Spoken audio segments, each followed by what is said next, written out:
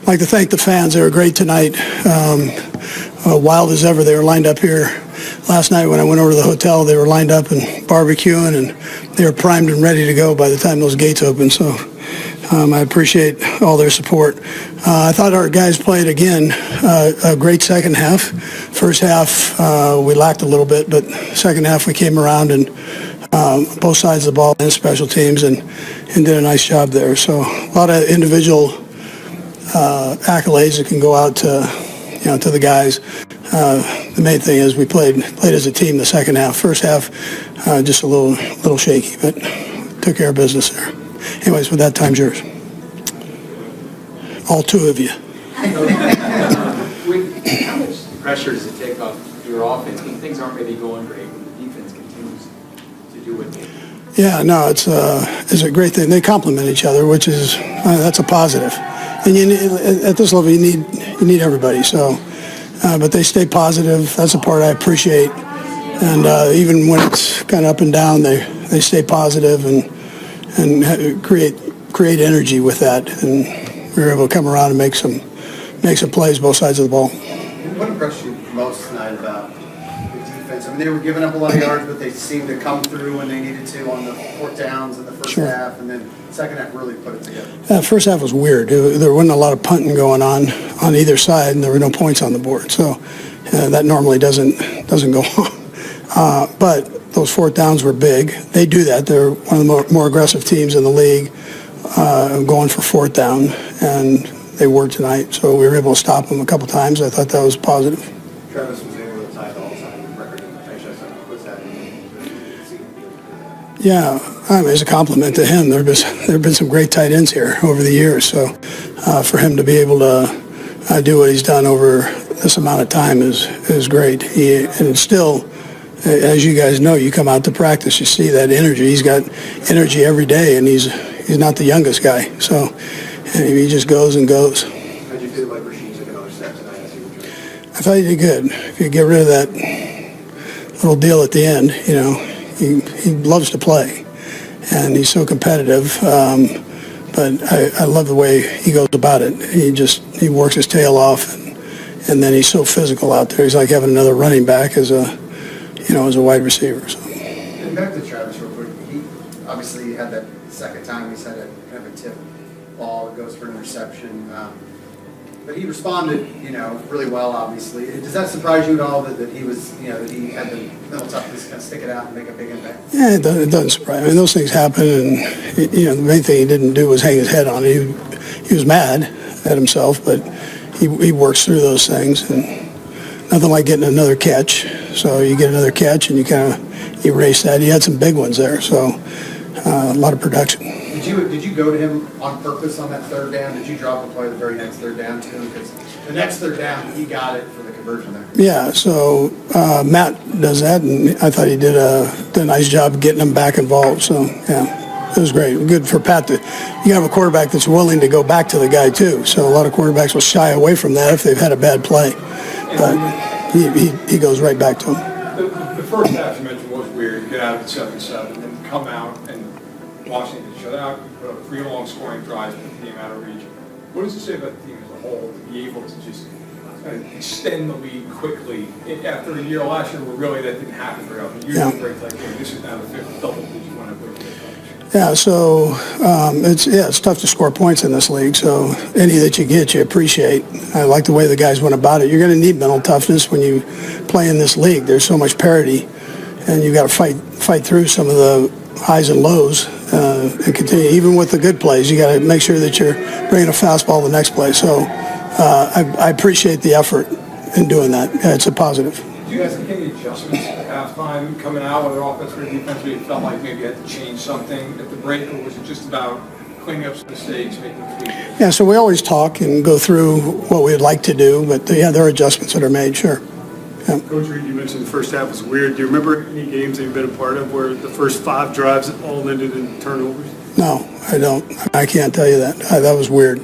Yeah. You guys have sounded Mike down for a long time. I guess what's the need to have tonight that he did was the interception? Yeah, I thought he did a great job. That was a big play there. So one of those turnovers when they were driving the field and he comes in, and he made it look easy, but that's not an easy thing to do. And And then he had a little yak after it, so he did pretty good.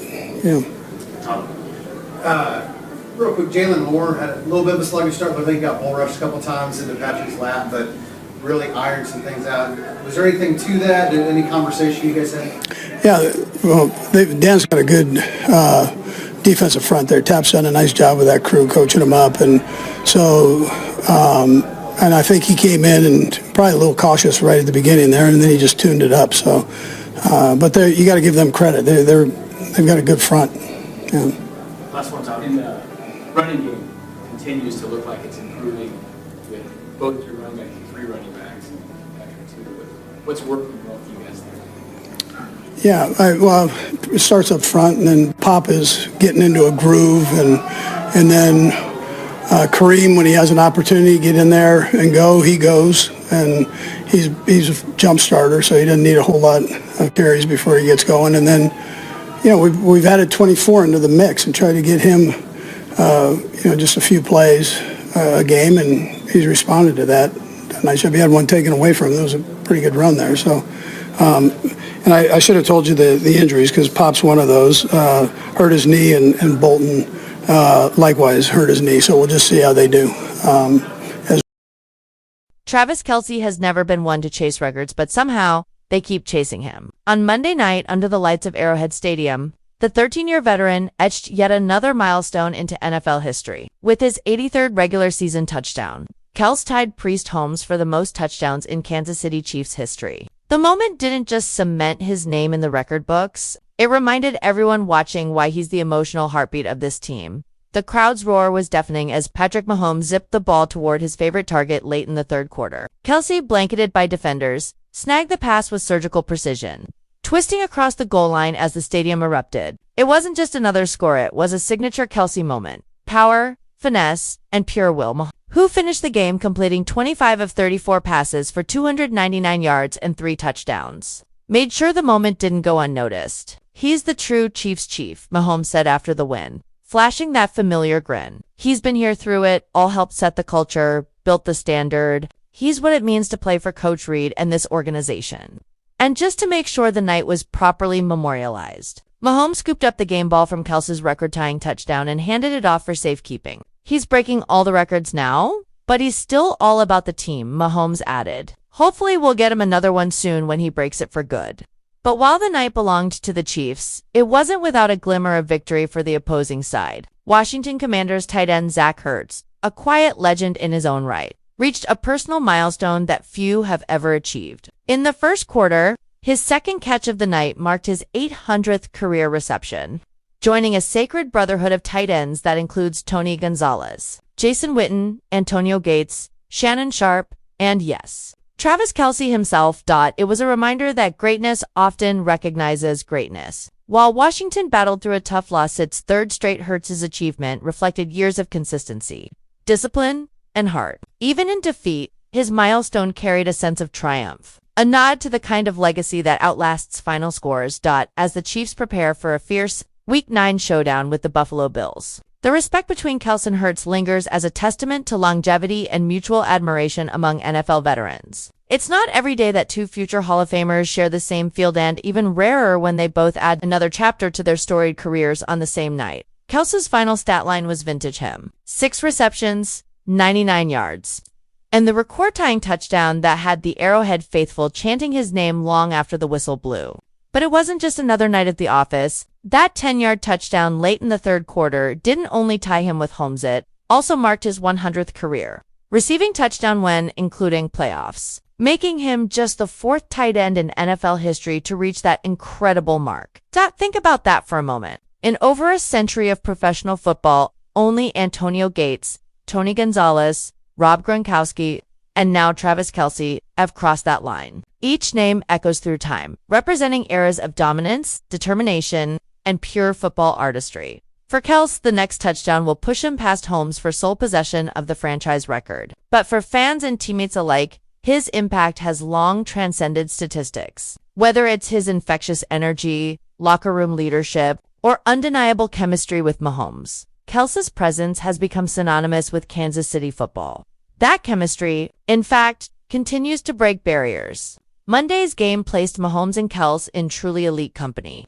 The duo has now connected for at least 75 career touchdowns in combined regular season and postseason play. Only 2 other quarterback tight end tandems have ever achieved that feat: Tom Brady and Rob Gronkowski, and Phillip Rivers and Antonio Gates. That's not just history, it's dynasty material yet. Despite the records, the glory, and the growing list of accolades, Kelce remains grounded. His teammates describe him as the same passionate, playful guy who celebrates every first down like it's his first. Maybe that's the secret. In a league where numbers define careers, Kelce's legacy feels more personal. He's not just collecting stats, he's crafting moments. Every spike, every celebration, every connection with Mahomes feels like a reminder that football is still supposed to be fun. And maybe that's why fans love him so fiercely. He's human. He laughs, he jokes, he dances. But when the lights come on, he turns into a machine.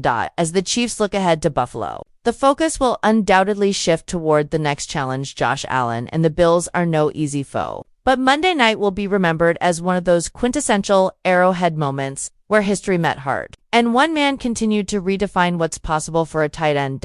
Because when Travis Kelce takes the field, records don't just fall, they crumble. And if the past decade has proven anything, it's that the story of the Chiefs isn't complete without him. Whether he's chasing legends or creating his own, Kelce's journey feels far from over. The next touchdown might make him the all-time leader in Kansas City history. But for the millions who've watched his rise, he already holds a different kind of record, the one for making football feel alive again.